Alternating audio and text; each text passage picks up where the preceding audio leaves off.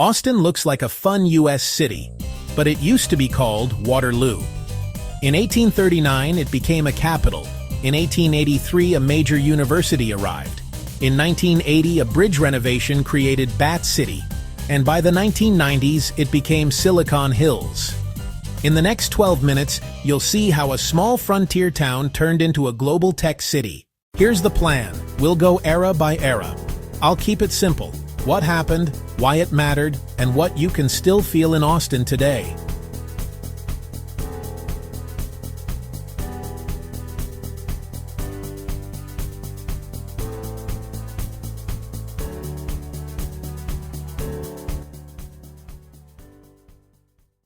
In the 1830s, settlers built a small village on the Colorado River. In 1837, that village was called Waterloo.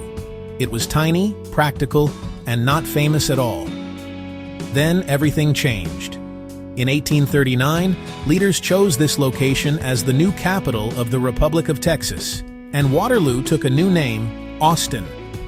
Capital status is a superpower because government brings jobs, money, and long-term growth. As the capital, Austin didn't become a factory city first. It became an administration city, politics, public work, and planning. That's why, even today, government still feels like part of its DNA. But being a capital doesn't automatically make a city cool. It gives stability, yes, but culture needs something else. Young people, ideas, and a reason to stay. In 1883, the University of Texas at Austin was founded. A major university changes a city in one big way. It creates talent, students arrive, research grows, and new careers become possible. Universities don't just teach, they connect people. They create startups, new art scenes, and a constant new energy every year. That's one reason Austin feels young, even when it's old. Now the weirdest part? In 1980, a renovation of the Congress Avenue Bridge created perfect spaces for bats.